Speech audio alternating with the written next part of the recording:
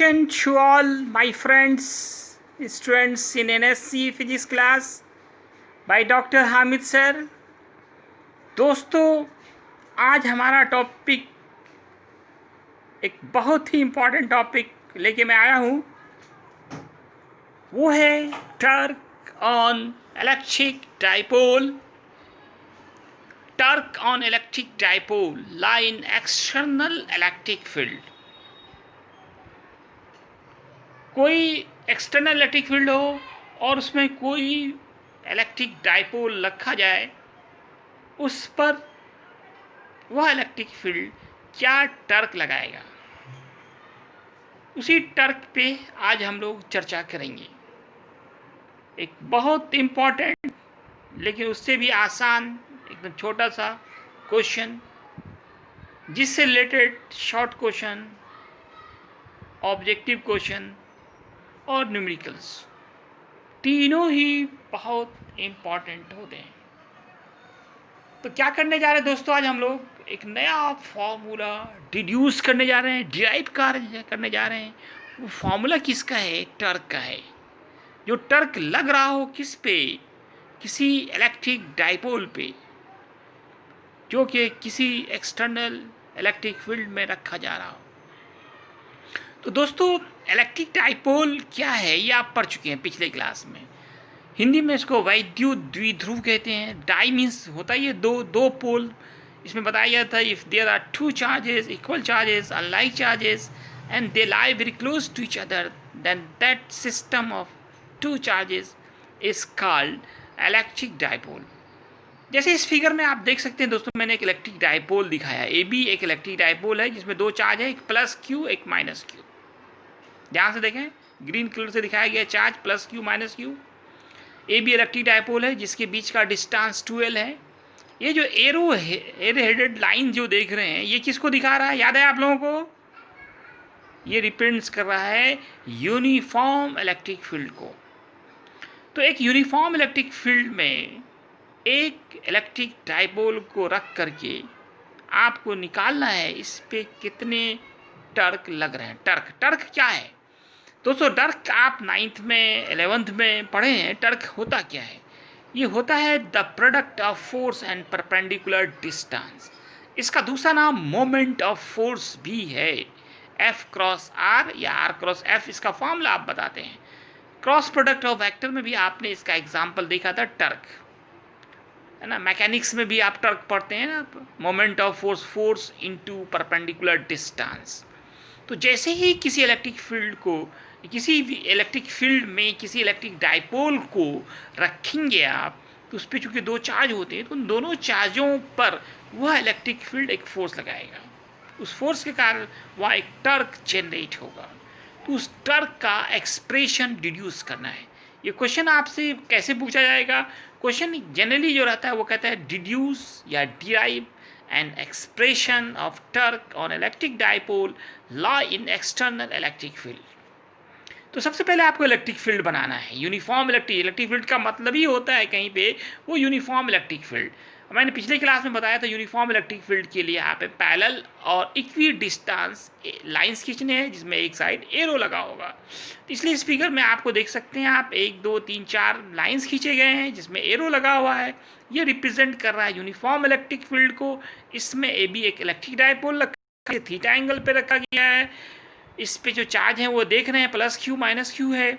तो दोस्तों, चूंकि देखिए एरो बाहर की तरफ है, आपने देखा था कि अगर कोई प्लस चार्ज के लिए इलेक्ट्रिक बाहर की तरफ हो, इसका मतलब है कि लेफ्ट साइड पे कहीं पे प्लस चार्ज है और प्लस प्लस के बीच रिपल्शन होता है। जो एक रिपल्सिव फोर्स प्लस क्यू पे लग रहा है। इसी तरह से माइनस क्यू चार्ज पर एक अट्रैक्टिव फोर्स F लग रहा है। ये भी रेड कलर से ही दिखाए गए हैं। और दोनों फोर्स जो है F जो लग रहे हैं, इनके बीच का जो परपेंडिकुलर डिस्टेंस है वो R है। आप फिगर में देख सकते हैं। इस R का क्या मान होगा दोस्तों? क्योंकि AB जो है इनके बीच का डिस्टेंस 2L है। ये एक राइट एंगल ट्रायंगल बना, आप BC एक परपेंडिकुलर ड्रॉ कर रहे हैं, ये परपेंडिकुलर डिस्टेंस ही हमें चाहिए। तो ABC क्या बन गया? एक राइट एंगल ट्रायंगल। इसमें ये एंगल हमारा थीटा है, थीटा के सामने पी होगा, 90 के सामने एच होगा, साइन थीटा लेंगे, पी बाई एच करेंगे, पी होगा आर, एच कितना होगा 2l साइन थीटा, तो आर का मान क्या होगा 2l साइन थीटा। या फिर मैंने सिंपली आपको बताया था कि इधर एंगल बनता है उसके उधर कॉस लगाते हैं, उसके परपेंडिकुलर में साइन लगाते हैं, तो ये जो हमारा 2l है, 2l एक तरफ 2l कॉस थीटा हो गया और उसके परपेंडिकुलर में हो गया 2l साइन थीटा। तो दोस्तों हमारा आर का मान निकल गया 2l साइन थीटा, क्योंकि टर्क के लिए फोर्स के साथ साथ परपेंडिकुलर डिस्टेंस की जरूरत होगी, इसलिए हम लोगों ने यहाँ पे अब सबसे पहला काम किया, क्या किया हम लोगों ने फोर्स का परपेंडिकुलर डिस्टेंस आर का वैल्यू निकाला, r is equal to 2l sine theta. तो पहले इसको जो भी फिगर बनाए इसको लैंग्वेज देना पड़ेगा। Let A B is an electric dipole which contain -q and +q charges at a distance of 2l which lie in external electric field E at theta angle. इतना आपको लिखना पड़ेगा। तो प्रत्येक चार्ज पे फोर्स कितना लग रहा है, then force on each charge, दोनों पे इक्वल फोर्स लगेंगे। फोर्स का फॉर्मूला कहाँ से लाएंगे, आप याद कीजिए, ये जो चैप्टर हम लोगों ने शुरू किया था electric field intensity and electrical potential, वहीं से उस चैप्टर के शुरुआत में ही आपने इलेक्ट्रिक फील्ड इंटेंसिटी पढ़ा था, जिसे कैपिटल ई से डिनोट करते हैं, जिनका फॉर्मूला देखा था आप F इक्वल, वहाँ पे देखा था E इक्वल F/Q, वहाँ से F निकालें, F का फॉर्मूला होगा Q इंटू ई। अब टर्क की बात करें, टर्क का क्या क्या फॉर्मूला होता है, F क्रॉस R, F हमारा Q ही हुआ, R हो गया 2l साइन थीटा। इस तरह से Q इंटू 2l को आप P लिख सकते हैं। तो टर्क का फॉर्मूला इस प्रकार हम लोगों ने बहुत ही आसानी से 3-4 लाइन के अंदर ही टर्क का फॉर्मूला आपको प्राप्त हो गया। टर्क का फॉर्मूला आ गया P साइन थीटा। बहुत ही इंपॉर्टेंट फॉर्मूला है, चाहे वो NCERT का न्यूमेरिकल्स हो या फिर कोई भी बुक से आप उठा लें, उस सब में आप देखिएगा एक टर्क से रिलेटेड बहुत सारे क्वेश्चंस न्यूमेरिकल्स आपको मिलेंगे। टर्क का ये खुद एक फॉर्मूला है, एक इंपॉर्टेंट फॉर्मूला है। टर्क का फॉर्मूला क्या है, PE साइन थीटा। तो दोस्तों ये हमारा टर्क था। टर्क को हम लोग P vector cross E vector भी लिख सकते हैं, क्योंकि यहाँ पे साइन थीटा है तो इसको हम टॉ वेक्टर के फॉर्म लिखेंगे। टॉ वेक्टर इक्वल होगा P vector cross E vector. तो ये हमारा एक बहुत इंपॉर्टेंट फॉर्मूला। ये P कहाँ से है, एक बार मैं फिर से कहूँगा P कहाँ से है। P4 क्या है दोस्तों, P4 नॉट पैरोड, P4 यहाँ पे है इलेक्ट्रिक डाइपोल मोमेंट, जिसका फॉर्मूला आपने पढ़ा था Q into 2l। Q into 2l यही हमारा इलेक्ट्रिक डाइपोल मोमेंट हुआ। अब हम पहला केस करने जा रहे हैं। इसमें देखिए 3 स्पेशल केस होते हैं, तीनों इंपॉर्टेंट ऑब्जेक्टिव होते हैं। केस क्या होता है इसमें, एक सेम डायरेक्शन, दूसरा परपेंडिकुलर डायरेक्शन, तीसरा अपोजिट डायरेक्शन। ज़्यादातर आप पिछले भी कई चैप्टर्स में आप ये काम करते आ रहे हैं। यहाँ पे भी थीटा आ रहा है, थीटा के मान पे ही सारा यहाँ पे काम हो रहा है। अगर सेम डायरेक्शन में होगा टर्क हमारा कितना होगा, अगर इलेक्ट्रिक डाइपोल इलेक्ट्रिक फील्ड के ही डायरेक्शन में lie in the direction of the electric field, मतलब सेम डायरेक्शन। जब भी दो ऑब्जेक्ट सेम डायरेक्शन में होगा तो आपने पढ़ा था इसके बीच का एंगल 0 डिग्री होता है। हम थीटा यहाँ पे 0 लेंगे, टर्क का फॉर्मूला बैठाएंगे, टर्क का फॉर्मूला P साइन 0, और साइन 0 क्या होता है दोस्तों 0, तो 0 into something 0, so torque is also 0। इस तरह से हम लोगों ने क्या देखा कि अगर हमारा कोई इलेक्ट्रिक डाइपोल किसी एक्सटर्नल इलेक्ट्रिक फील्ड में हो तब उस पर लगने वाला सेम डायरेक्शन में हो लगने वाला टर्क 0 होता है। अब दूसरा कंडीशन हम लोग करने जा रहे हैं कि अगर हमारा ये इलेक्ट्रिक डाइपोल कहाँ हो, electric dipole lie in the perpendicular direction of the electric field, electric field के परपेंडिकुलर डायरेक्शन में हो। इलेक्ट्रिक डाइपोल जो है वो 90 डिग्री का एंगल बना के हो। परपेंडिकुलर का मतलब ये होता है 90, यहाँ पे थीटा क्या होगा हमारा 90 डिग्री। और फिर फॉर्मूला बैठा है ये टॉ, इस तरह का सिंबल जो है वो टी जैसा थोड़ा सा टेढ़ा किया गया है, इसको स्टाइलिश टी, ये हमारा टॉर्क को दिखाता है। टॉ पढ़ते हैं इसको हम लोग। फॉर्मूला क्या पढ़ा, टॉर्क का P साइन थीटा, थीटा यहाँ पे आपका कितना है 90, और साइन 90 का मान क्या होता है दोस्तों 1 होता है। इस तरह से टर्क हमारा निकल गया PE।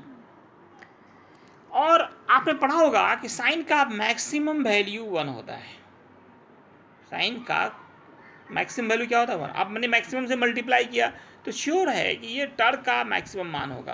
तो ये भी बहुत इंपॉर्टेंट ऑब्जेक्टिव है, ये भी कई बार पूछे गए, what will be the maximum torque on electric dipole line external electric field. तो क्या दोस्तों हम लोगों ने क्या फॉर्मूला ड्राइव किया, मैक्सिमम टर्क जो लगेंगे वो PE होगा। कब होगा? जब थीटा 90 हो सकता है क्वेश्चन को थोड़ा मोड़ दिया जाए, ये कि मैक्सिमम टर्क कब लगता है? मैक्सिमम टर्क किसी इलेक्ट्रिक डायपोल पर उसी समय लगेगा जब उसे किसी इलेक्ट्रिक फील्ड के परपेंडिकुलर डायरेक्शन में रखा जाए, मतलब थीटा वहाँ पे 90 डिग्री हो। तो ये हमारा था दूसरा स्पेशल केस। तो यहाँ नोट में भी लिखाया गया है कि maximum torque on electric dipole line external electric field, इसका मान होगा हमारा P। अब हम केस थर्ड की बात करते हैं। If electric dipole lie in the opposite direction of the electric field, electric field के अपोजिट डायरेक्शन में हो। अपोजिट डायरेक्शन में क्या पढ़ा आपने? थीटा का मान 180 डिग्री होता है। अब टर्क की बात करें, टर्क का फॉर्मूला P sin 180। sin 180 का मान फिर क्या होता है दोस्तों? 0, और 0 इंटू समथिंग क्या होगा? 0, तो फिर हमारा टर्क क्या हो गया? 0। इस तरह से सेम डायरेक्शन में भी 0 और अपोजिट डायरेक्शन में भी टर्क का मान 0 आया, लेकिन परपेंडिकुलर में क्या आया? सबसे ज़्यादा। तो दोस्तों ये हमारा टॉपिक था। यहाँ पे हम लोग एक और इम्पॉर्टेंट ऑब्जेक्टिव नोट में इसको जान लें हम लोग। तो दोस्तों नोट में एक और इम्पॉर्टेंट पॉइंट आप नोट करें। नोट में क्या है कि वेक्टर फॉर्म में टर्क को कैसे दिखाएंगे आप? वेक्टर फॉर्म में टर्क को कैसे दिखाएंगे?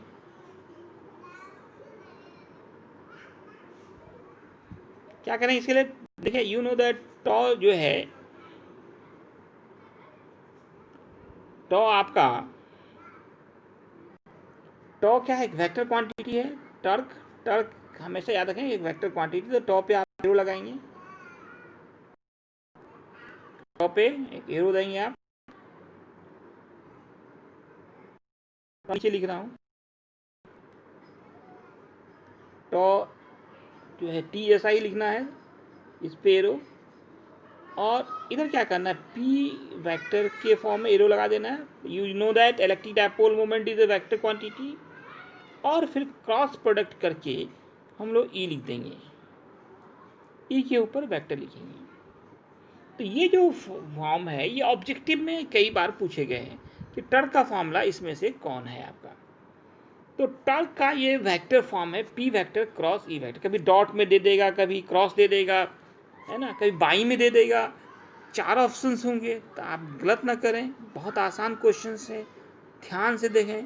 टॉ vector equal P vector cross E vector. आप सोच रहे होंगे साइन कहाँ से कहाँ गायब हो गया? तो दोस्तों आप 11th में एक फॉर्मूला पढ़ा था, याद करें, A vector cross B vector. याद है दोस्तों? क्या फॉर्मूला था? फॉर्मूला क्या था दोस्तों?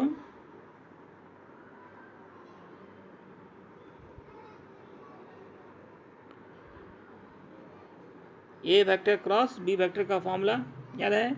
क्या था? 1 मिनट, थोड़ा लिखने में प्रॉब्लम आ रहा है।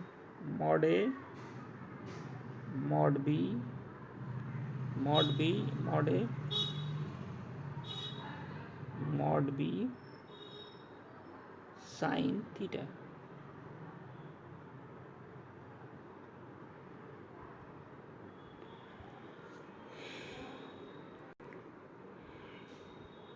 तो दोस्तों नोट में ऑब्जेक्टिव के लिए मैंने ये बताया आपको, टर्क को आप चाहे तो इस तरह से लिख सकते हैं, tau vector equal P vector cross E vector. Sine कहाँ गायब हो गया? तो आप ये 11th का वेक्टर चैप्टर का जाइए, formula A vector cross B vector mod A mod B sine theta पढ़ा था ना, तो आप इसी को mod A mod B sine theta को A क्रॉस B लिख सकते हैं। तो वहीं से ये फॉर्मूला आपको बताया गया है। तो दोस्तों ये हमारा आज का टॉपिक था, एक बहुत ही इंपॉर्टेंट टॉपिक। दोस्तों मैं एक आपसे रिक्वेस्ट करना चाहूँ, पूरा वीडियो देखें। क्या आप आधा अधूरा वीडियो देखते हैं? इसको पूरा नोट करें, आप कॉपी के अंदर इसको लिखें, और जो है ना, इसको लाइक करें, शेयर करें।